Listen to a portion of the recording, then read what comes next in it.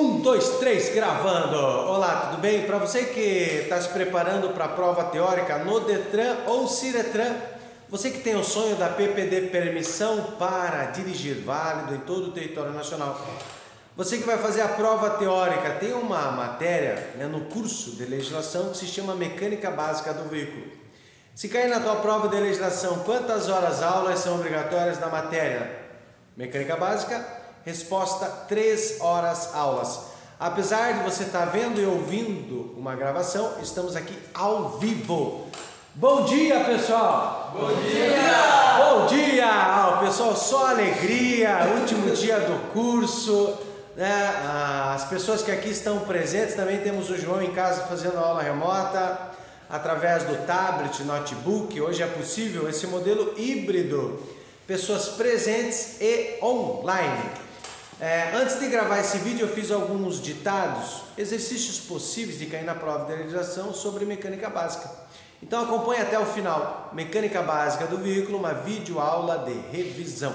Exercício número 1. Quem faz a mistura ar-combustível nos veículos antigos? Quem faz a mistura ar-combustível nos veículos antigos? Resposta: carburador. Número 2.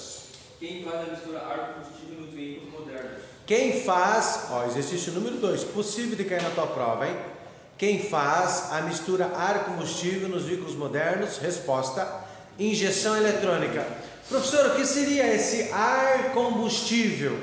Você que está vendo esse vídeo agora, não sei se você sabe, mas os veículos automotores, para ser considerado veículo automotor, ele precisa queimar combustível, álcool, óleo diesel ou gasolina. E precisa do ar. Que ar é esse? Oxigênio. Sabia disso? Que os veículos, para funcionar de maneira adequada, precisa ter a mistura oxigênio, mesmo ar que você respira. Quem faz a mistura oxigênio, ar combustível nos veículos antigos? Carburador. Quem faz essa mistura ar combustível nos veículos atuais modernos? Injeção eletrônica. Próxima questão. Os motores atuais são A, hidráulico, B, a água, C, térmico, D, eletrônico. Os motores atuais, eles são montados de que maneira? Os motores atuais são letra A, hidráulico, letra B, a água, letra C, térmico ou letra D, elétrico. A resposta desse exercício, letra C, térmicos. Os motores atuais, eles são térmicos porque funcionam através de calor. Próxima questão. Quais são as principais peças móveis do motor? Quais são as principais peças móveis dos motores? As móveis, pode colocar aí no teu bloco de anotações: virabrequim, pistão, biela e volante do motor. As principais peças móveis dos motores: virabrequim, biela, pistão e volante do motor. Eu não sei se os senhores sabiam, mas os veículos têm 2 volantes. Tem o volante ali que está na mão do motorista, que direciona o veículo, e no motor tem uma peça redonda que faz parte do conjunto móvel, que se chama o volante do motor. Então essas são as principais peças móveis dos motores: virabrequim, pistão, biela e volante do motor. Próxima questão. Quais são as principais peças fixas dos motores? Quais são as principais peças fixas do motor? Resposta: cárter, bloco, cabeçote e mancais fixos. As principais peças fixas dos motores: cárter, bloco do motor, mancais fixos e cabeçote. Esses mancais fixos são presilhas que prendem as partes dos motores. Próxima questão. Como funciona um motor 4 tempos? Como funciona o motor 4 tempos? São 4 tempos. Primeiro tempo lá, resposta: admissão.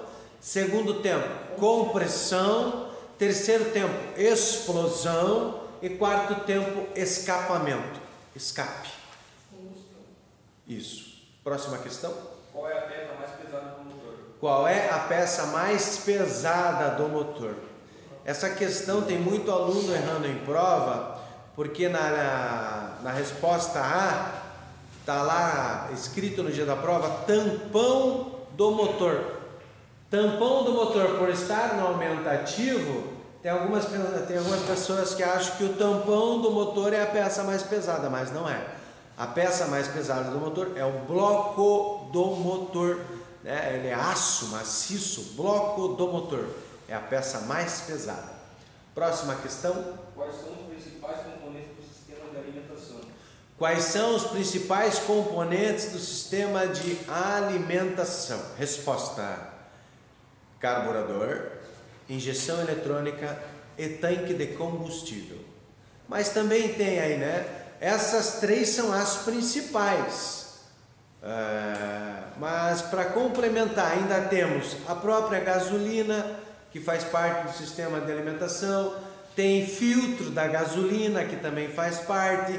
Bomba da gasolina, que também faz parte. Mas as principais peças do sistema de alimentação são essas três: carburador, injeção eletrônica e tanque de combustível. Próxima questão. Como se chama o sistema que mantém a temperatura média do motor?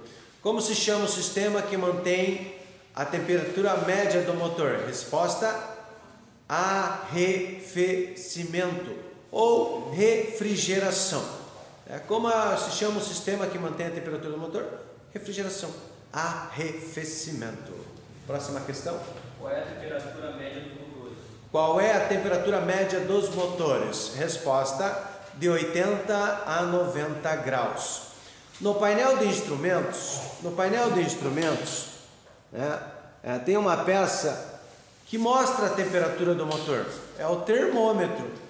Se o termômetro no painel de instrumentos estiver estragado, como que o motorista vai conseguir entender que o sistema está superaquecido?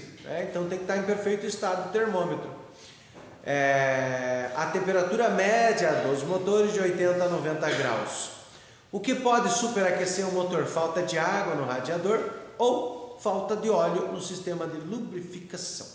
Lembrando que se o dono do veículo perceber que está faltando água no radiador depois de movimentar o veículo, é recomendado deixar o motor esfriar pelo menos 15 minutos para aí então completar com água no radiador. A tampa do radiador semiaberta faz com que a água evapore e fique sem água no radiador. As mangueiras especiais por onde circula água furada, mal acoplada. A ventoinha, que é o ventilador, quando o motor atinge uma determinada temperatura, não sei se você já percebeu, quando o veículo é estacionado, o motor faz um barulho. É a ventoinha, viu? Gostou do barulho? É a ventoinha. Se a ventoinha não estiver funcionando, também pode superaquecer o motor. O radiador é a primeira peça no motor. Ela fica de frente, perto do para-choque, mas para o lado de dentro do motor. Por que o radiador ele fica de frente? Quando o veículo estiver em movimento, o próprio vento resfria a água que está no radiador. Por isso que o radiador ele fica de frente, não fica em cima, não fica atrás e não fica embaixo. Por isso, para resfriar a água, o próprio vento ali naturalmente com o veículo em movimento, resfriando a água do radiador. Próxima questão. Quais são os principais componentes do sistema de arrefecimento? Quais são os principais componentes do sistema de arrefecimento? Resposta: radiador, água, ventoinha, mangueiras especiais, cebolinha que aciona a ventoinha, termômetro e bomba d'água. Pessoal, atenção! Já caiu em prova de legislação, verdadeiro ou falso, que o sistema de lubrificação tem filtro? De lubrificação não, o sistema de arrefecimento tem filtro. Não, o sistema de arrefecimento, o sistema de refrigeração que vai água não tem filtro. Quais são os componentes? Vou repetir, olha lá: radiador, água, ventoinha, mangueiras especiais por onde circula a água, termômetro, né, no painel de instrumentos, bomba d'água, cebolinha que aciona o ventilador ventoinha, mas filtro Filtro não. Próxima questão. Como se chama a luz piloto do painel do instrumento responsável por mostrar a temperatura média? Como se chama a luz piloto no painel que mostra a temperatura? No exercício já está dando a resposta, né? Resposta: termômetro. Próxima questão. Qual é a função do sistema de lubrificação? Qual é a função primária do sistema de lubrificação? Resposta: reduzir o atrito entre as peças em movimento. A função primária do sistema de lubrificação é reduzir o atrito, reduzir o atrito entre as peças em movimento. Agora, qual é a função secundária desse sistema? Dissipar o calor. Pessoal, vocês concordam comigo? Quando o sistema de lubrificação, a troca de óleo está em dia, ele ajuda a manter a temperatura do motor? Concorda? Sim. Essa é uma afirmativa verdadeira. Quando o sistema de lubrificação está em dia, ele ajuda a manter a temperatura média dos motores, sim. A função primária do sistema não é manter a temperatura, não. A função primária do sistema de lubrificação é reduzir o atrito entre as peças, mas ajuda a dissipar calor. Qual é a manutenção? Atenção, pessoal, eu não ditei para os senhores, mas é uma questão possível de cair na prova. Qual é a manutenção? A manutenção do sistema de lubrificação e do sistema de arrefecimento. Diária. De quantos em quanto tempo devemos observar o sistema de lubrificação e arrefecimento? Diariamente, todo dia pela manhã com o motor frio numa superfície plana. Você não pode ver o nível do óleo num aclive, numa subida ou numa descida. Você não pode ver o nível da água do radiador numa subida, numa descida. Tem que ser no plano, no reto, senão não vai dar exato ali se tem ou não tem água no radiador, ou se o óleo está no nível alto, baixo, né, se tem que completar ou não. Então, diariamente olhar esses dois sistemas. Agora, a manutenção do pneu, calibragem dos pneus, uma vez por semana. Próxima questão. Como se chama a luz piloto do painel de instrumentos responsável por mostrar a pressão do óleo? Como se chama a luz piloto no painel de instrumentos responsável por mostrar a pressão do óleo lubrificante do motor? Problema com óleo? Resposta: manômetro. Quem quiser pesquisar na página 147, atenção para o pessoal que está na sala, na página 147, no lado superior direito do painel, tem o desenho do manômetro. O manômetro é como se fosse, parece o desenho da lâmpada do Aladim, igualzinho a lâmpada do Aladim. Parece também um bulizinho com uma gotinha de óleo na ponta. Página 147, no lado superior direito do painel, lado superior esquerdo. Lado superior esquerdo do painel tem o desenho do manômetro. Acharam? Manômetro. Então, ó pessoal, a luz que mostra a pressão do óleo, o manômetro, essas luzes do painel aí, elas acendem quando liga o motor, elas acendem e elas têm que se apagar. Se a luz piloto do óleo continuar acesa, significa que tem problema com o sistema de lubrificação. Falta de óleo, nível do óleo baixo, vazamento de óleo, existe problema com o sistema de lubrificação. Repetindo, quando o manômetro, a luz piloto no painel que mostra a pressão do óleo continuar acesa, pare imediatamente e acione o mecânico especializado. Exercício número 15. Como se chama o compartimento onde fica armazenado o óleo lubrificante? Como se chama o compartimento onde fica guardado, armazenado o óleo? Resposta: cárter. O cárter, pessoal, é a principal peça, é uma das principais peças do sistema de lubrificação. Imagina, onde fica guardado o óleo, armazenado o óleo no cárter. O cárter é a última peça do motor, né? O cárter está mais ou menos um palmo, né? Um palmo e meio do chão. Por isso que é proibido e perigoso rebaixar o veículo. O cárter, onde está o óleo, fica ali pertinho do chão. E se vaza óleo, E se tiver óleo na pista, o que acontece com os automóveis? Com certeza escorrega. Difícil controlar se na pista tiver óleo. Então, onde fica armazenado o óleo? Resposta no cárter. Próxima questão. Qual é a validade do óleo depois que trocado? Tem duas maneiras, né? A validade do óleo. De quanto em quanto tempo deverá ser trocado o óleo lubrificante? Nos veículos modernos, o ideal é olhar no manual do proprietário. Mas o veículo de passeio, em média, a cada 10.000 quilômetros se troca o óleo. Tem alguns veículos antigos, estilo Uno, o Gol, o Corsa, era a cada 5.000 quilômetros. Tem algumas motos que a troca de óleo a cada 1.000 quilômetros. Uma moto, aquelas grandonas BMW, né? A cada 5.000 quilômetros. O ideal é olhar no manual do proprietário. Fala. Eu troco com 5.000 quilômetros, não tem problema. 5.000, o teu carro é um Golzinho antigo, né? Não, é 2022. 2021, 2022. Eu acredito que deva ser a cada 10.000 quilômetros, né? Mas dá uma olhadinha no... Mas quando eu comprei na loja, o próprio mecânico falou, Gabriel, eu com 5, 2020. Ah, tá. Isso. Então, nesse caso, o mecânico, né, recomendou a cada 5.000 quilômetros. Mas o ideal é olhar no manual.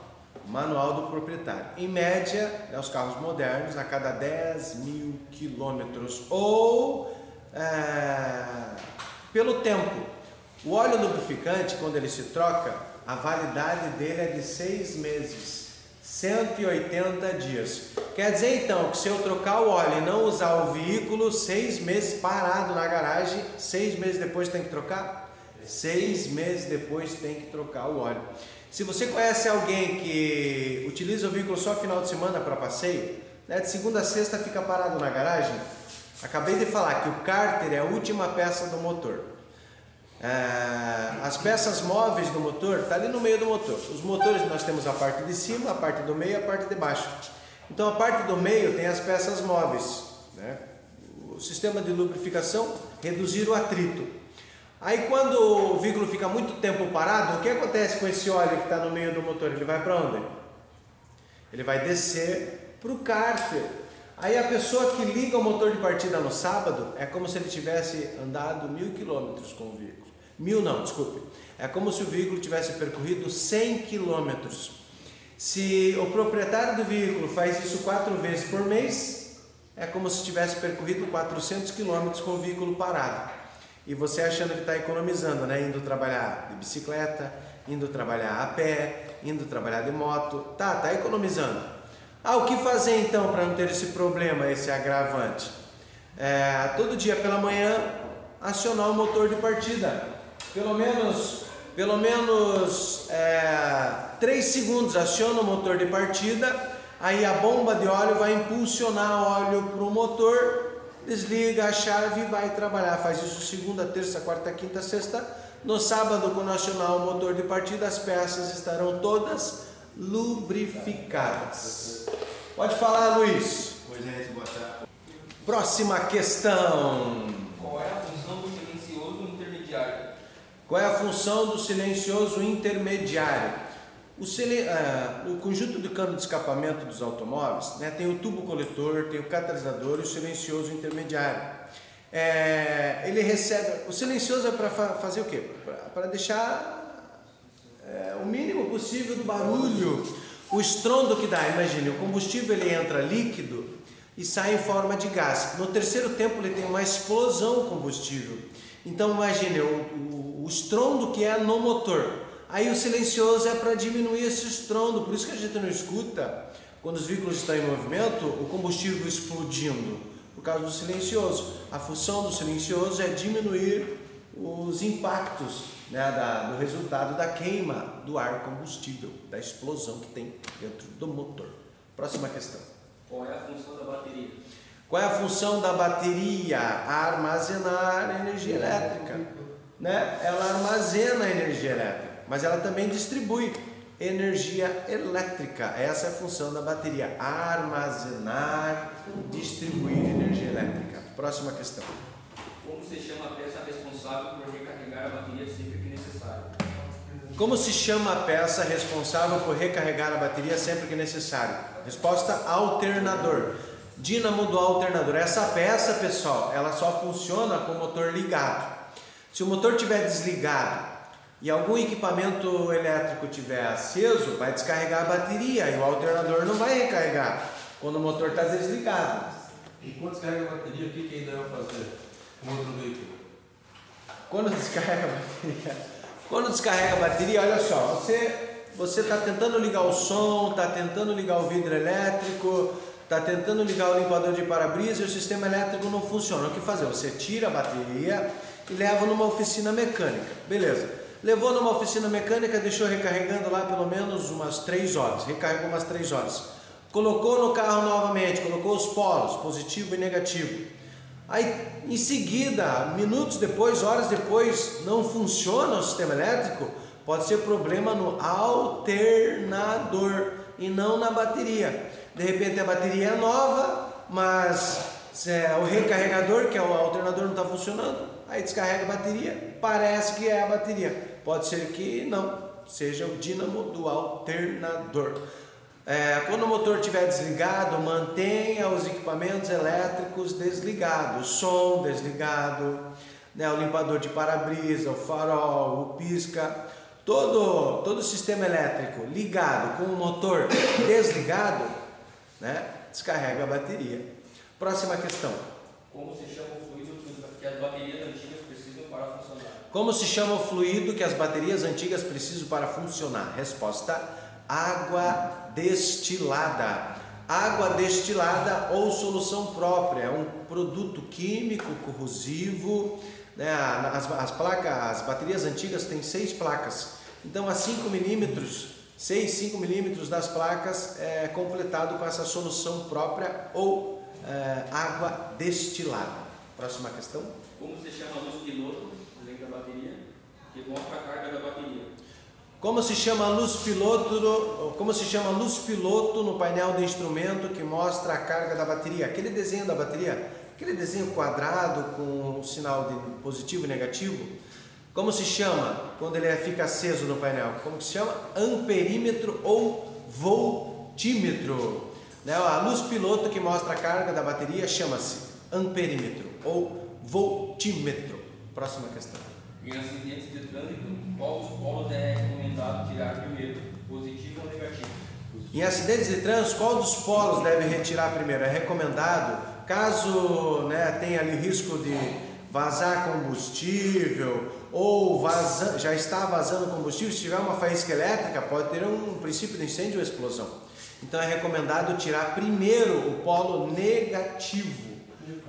Por que primeiro o polo negativo? Caso o polo negativo da bateria escape da tua mão e encoste nas partes metálicas do veículo, não acontece nada. Agora, se tirar o positivo e ele escorregar na mão e encostar nas partes metálicas, dá uma explosão tremenda e a situação se agrava ainda mais, é mais perigoso. Então, em caso de acidente de trânsito, combustível vazando, o polo da bateria que se tira é o negativo. Próximo. Com quantos 1000 quilômetros as velas deverão ser substituídas? Com quantos 1000 quilômetros? Segundo os fabricantes, a cada 10.000 quilômetros. A cada 10.000 quilômetros as velas de ignição deverão ser substituídas. As velas. A cada 10.000 quilômetros deve ser feita a troca. Como se chama a peça no motor responsável por provocar faísca elétrica? Centelha. Como se chama a peça no motor dos veículos responsável por provocar faísca elétrica? Centelha. Resposta: velas. Próxima questão. Qual é a função da bobina nos motores antigos? Qual é a função da bobina nos motores antigos? Os motores modernos não têm, os veículos modernos não têm bobina. Hoje é tudo eletrônico. Então, os veículos antigos, a função da bobina é transformar baixa tensão em alta tensão. Transformar baixa energia elétrica em alta energia. Por exemplo, quando você aciona o motor de partidas, a bobina funcionando ali em 15.000 volts. A energia que passa por ela, a energia elétrica, transforma 15.000 volts para 25.000 volts. Então essa é a função da bobina, transformar baixa tensão em alta tensão. Antes da gente ir para o próximo exercício, verdadeiro ou falso que o alternador fornece energia mecânica? Falso. O alternador não fornece energia mecânica. O alternador fornece energia elétrica.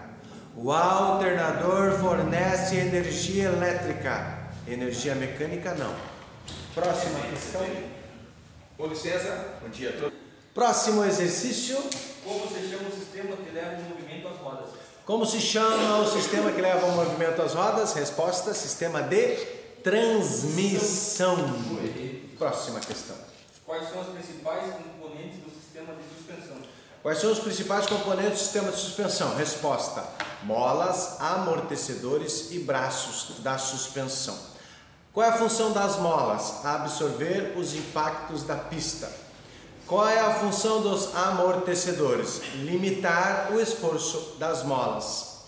Imagina só, pessoal, se nos veículos tivesse só molas, o que ia acontecer com o veículo quando passasse numa lombada? Ele ia passar na lombada e ia ficar toim, né? Mas dentro da mola tem o amortecedor. Quando passa na lombada, ele já estabiliza, limitando o esforço das molas. Dificilmente as molas precisam de manutenção, a não ser quando trincam ou quebram, quando recebem impacto muito forte. Agora, os amortecedores, a cada 25 mil, 30 mil quilômetros, deverão ser substituídos, porque o óleo que tem dentro dele acaba vazando naturalmente por causa do uso, né? Próxima questão. Como se chama a retirada de bolhas de ar do sistema de freio? Antes da gente ir para a retirada de bolhas de ar, falando do sistema de suspensão, risco de capotamento nas retas e curvas, normalmente o problema é nesse sistema de suspensão, molas, amortecedores, braços e direção. Risco de capotamento nas retas e curvas, geralmente problema na direção e suspensão. Repetindo, como se chama a retirada de bolhas de ar do sistema de freios? Resposta: sangria. A sangria é pegar, como se chama ali o compartimento onde vai um líquido que ajuda no sistema de freio, fluido de freio. Então, quando é colocado fluido de freio nesse reservatório, às vezes acaba entrando ar. Aí, como se chama a retirada de ar do sistema de freio? Retirada de bolha de ar? Sangria. O que é sangria? Pegar a tampinha e abrir. Daí faz tch. Esse é o ar que sai. Essa é a sangria. Próxima questão. Quais são os tipos de freio que existem? Quais são os tipos de freio que existem aí? Trazendo para veículo em via pública. Freio a disco, freio a tambor, freio a ar, freio ABS. Qual desses é o melhor tipo de freio? Freio ABS. O que significa ABS? Anti-Black System. Com esse inglês eu não sei não, o Paranaguá vai perder. Trazendo para o português, anti-bloqueio de freios. Os veículos desde 2014 têm que sair de fábrica com ABS, anti-bloqueio de freios. No motor tem um banco de dados. Quando o motorista aciona o pedal do freio, esse banco de dados do motor ele manda informações para os sensores posicionados a cada uma das rodas. Os veículos com sistema ABS não tem problema o motorista ficar com o pé até o final atolado, que não trava a roda. O sensor lê qual roda deve girar menos rápido, evitando o travamento das rodas. Independente do tipo de asfalto, seco, molhado, grama, cascalho, até no gelo a parada é segura. Agora, nos veículos que não tem ABS, se o motorista ficar com o pé no freio, acaba travando a roda e ocasionando frenagem, derrapando o pneu no asfalto. Diferente do ABS, que não tem o travamento das rodas. Próxima questão. O freio de mão atua em quais rodas? Qual roda que o freio de mão atua? Aquele freio que a gente puxa, o estacionamento, ele só atua nas rodas de trás. O freio de estacionamento só atua nas rodas traseiras. Próximo. Quais são os principais componentes dos pneus? Quais são os principais componentes dos pneus? Carcaça de lonas, banda de rodagem e talões. Próxima questão. A quantos milímetros significa pneu careca? A quantos milímetros significa pneu careca? Resposta: 1,6 milímetros. Próximo. Como se chama a base onde é montado os veículos? Como se chama a base onde se monta os veículos? Onde coloca o banco, onde coloca o painel. Ele pode ser chamado de chassi ou monobloco. Próxima questão. Qual é a função do odômetro no painel dos instrumentos? Qual é a função do odômetro no painel de instrumentos? Resposta: registrar a quilometragem. O odômetro, ele não marca, ele registra. No painel tem dois odômetros, tem odômetro total e odômetro parcial. O odômetro total ele é inviolável. Cada vez que a roda gira, o odômetro vai registrando as quilometragens. Agora, o odômetro parcial é possível sim ser zerado. Acabou? Para você que está vendo esse vídeo agora, inscrito no meu canal, hashtag Prof. Ronald Escrimin, obrigado pela sua inscrição.